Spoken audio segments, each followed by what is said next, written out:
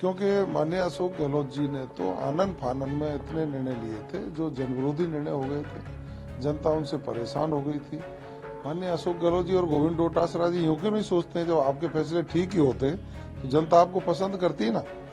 आपको सत्ता से बाहर किया और अब उपचुनाव में फिर 1 साल का हमारा जब मूल्यांकन हुआ तो कांग्रेस को 100 में से 1 नंबर ही मिल रहा है। हमारे नगर में तो साहब उर्दू टीचर लगा दिए, जहां हिंदी पढ़ना चाहते हैं लोग उनमें उर्दू टीचर लगा दिए। तुष्टीकरण की पराकाष्ठा।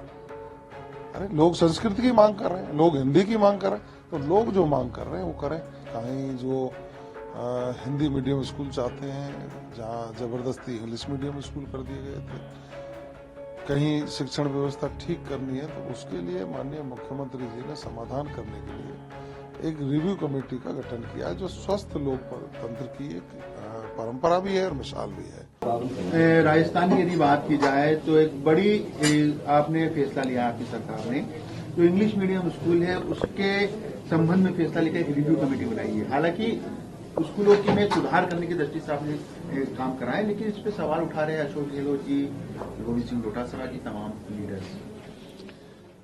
देखिए, राजस्थान में शिक्षण व्यवस्था अच्छी हो और जो लोगों की ज्यादा मंशा है, जो लोगों की डिमांड्स आती हैं, सरकार का फर्ज बनता है कि उन डिमांड्स पर चर्चा करे, चर्चा के बाद उनका समाधान करे। तो जैसे ही प्रदेश के मुख्यमंत्री आदरणीय भजनलाल शर्मा जी बने और भारतीय जनता पार्टी की सरकार बनी, उसके बाद जगह जगह से लोगों के ज्ञापन आए, लोगों की मांग आई कि कहीं जो हिंदी मीडियम स्कूल चाहते हैं, जहां जबरदस्ती इंग्लिश मीडियम स्कूल कर दिए गए थे, कहीं शिक्षण व्यवस्था ठीक करनी है, तो उसके लिए माननीय मुख्यमंत्री जी ने समाधान करने के लिए एक रिव्यू कमेटी का गठन किया है, जो स्वस्थ लोकतंत्र की एक परंपरा भी है और मिसाल भी है। क्योंकि माननीय अशोक गहलोत जी ने तो आनन फानन में इतने निर्णय लिए थे जो जनविरोधी निर्णय हो गए थे, जनता उनसे परेशान हो गई थी। माननीय अशोक गहलोत जी और गोविंद डोटासरा जी यूं क्यों नहीं सोचते हैं, जब आपके फैसले ठीक ही होते तो जनता आपको पसंद करती ना। आपको सत्ता से बाहर किया और अब उपचुनाव में फिर 1 साल का हमारा जब मूल्यांकन हुआ तो कांग्रेस को 100 में से 1 नंबर ही मिल रहा है। आप तो मान 7 सीटों में से 1 सीट वो जीत पाए हैं, जो 5 सीट उनकी थी। हमारी 1 सीट थी, हम 1 से 5 पे पहुंचे हैं। तो प्रदेश के मुख्यमंत्री जी हर डिपार्टमेंट का रिव्यू करके उसमें व्यवस्थाएं सुधारने की बात कर रहे हैं। तो शिक्षा विभाग में भी चूंकि इन स्कूलों को जबरदस्ती किसी को इंग्लिश कर दिया, किसी को दूसरी भाषा में कर दिया।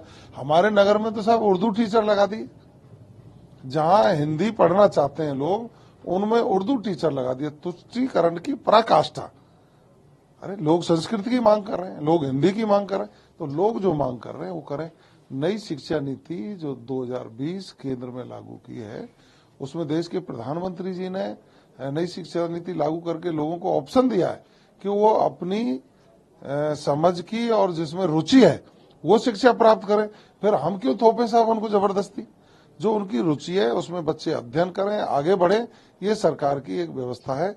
मैं समझता हूं कि रिव्यू कमेटी सभी लोगों को सुनेगी, समझेगी और जो उचित निर्णय होगा वो किया जाएगा। भाई साहब, आप गृह राज्य मंत्री भी हैं, सब इंस्पेक्टर भर्ती परीक्षा जो पेपर लिए वो भ्रष्टाचार का मामला था, उस पर अब तक सरकार ने कोई निर्णय नहीं किया, क्योंकि आपकी सब कमेटी भी उस पर बन गई थी, उसकी भी रिपोर्ट आ गई, तमाम चीजें हो चुकी। निश्चित रूप से प्रदेश के मुख्यमंत्री जी बहुत गंभीर हैं और सब इंस्पेक्टर भर्ती परीक्षा में जो धांधली हुई थी उसकी हमारी सरकार के द्वारा जांच भी कराई गई है।